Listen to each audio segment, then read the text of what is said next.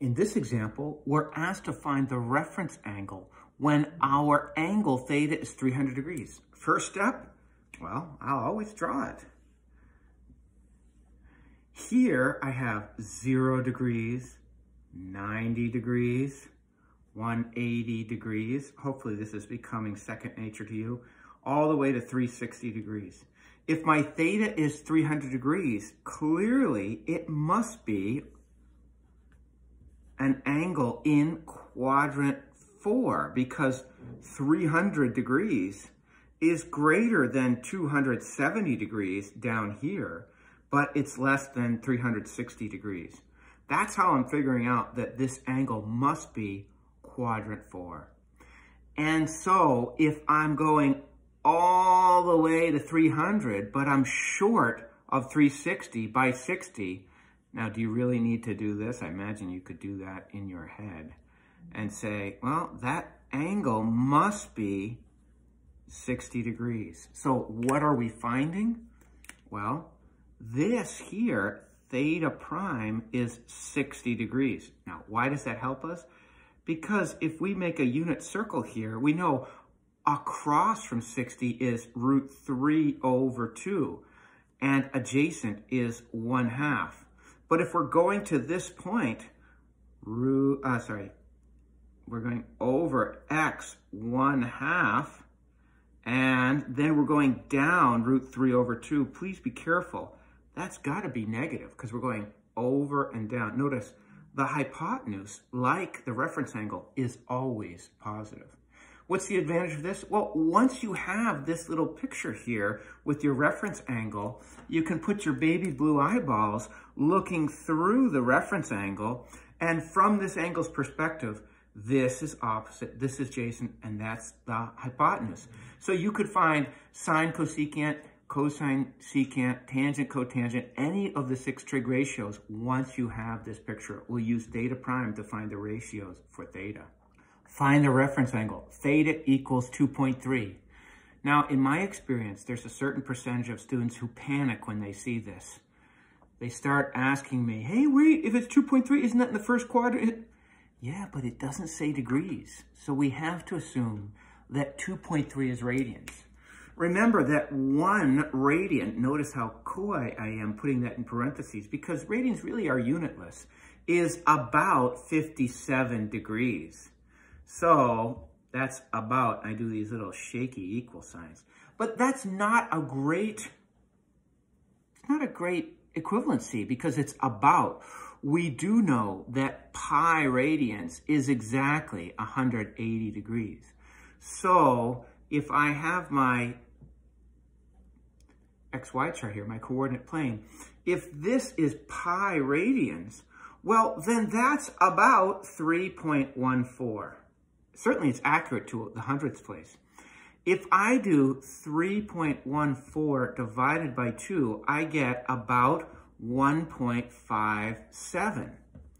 If I do 3 over 2, or 1.5 of pi, I get about 4.71. And of course, 3.14 times 2 will give us 6.28, but you already knew that. So here are our references. Where does 2.3 fit in? Hopefully, you can see that 2.3 is greater than 1.57, but less than, I'm sorry, I got that wrong. 2.3 is greater than 1.57 and less than 3.14. So it's got to be in quadrant 2. So here is my diagram. Our theta is 2.3. Now here is what we're after, the reference angle, theta prime. Remember, theta prime is that angle stuck between the terminal side of our angle and the x-axis.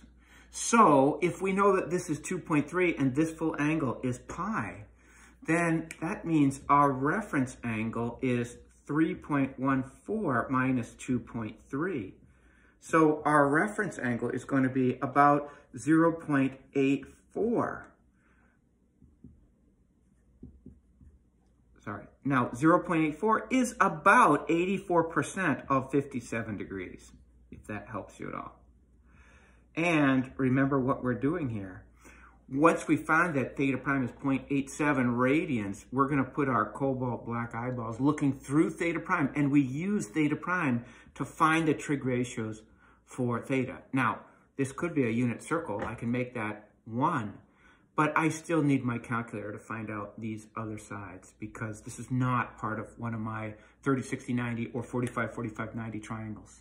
When theta is negative 135 degrees, remember, that simply means we're going to go clockwise. So if I'm setting up my compass points, north, south, east, west, there's 0. There is negative 90 as I go clockwise. Here's negative 180 as I go clockwise. Up here we have negative 270, and back we're at negative 360. So negative 135 is greater than 90, but less than 180. So here is our angle theta. It's a big fat monster angle. It's greater than 90 degrees. It's not acute. So I want to find this angle here, theta prime. It's trapped between the terminal side of our angle, theta, and the x-axis.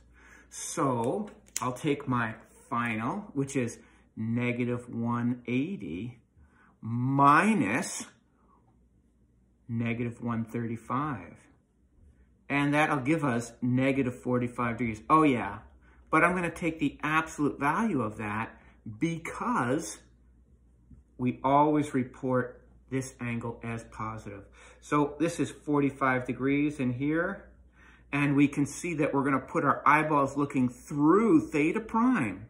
And from that, well, we can make this a unit circle. Here is our opposite side, negative root 2 over 2. And our adjacent side will also be negative root 2 over 2. Why negative, negative? Because I'm in quadrant 3. And to get this point, to get that to this xy point, I have to go left, root 2 over 2, and down, root 2 over 2. The advantage of all of this is once I have this picture, I can find any trig ratio. Again, I'm using theta prime, the acute positive angle, to find the trig ratios for this obtuse and clockwise angle, negative 135 degrees.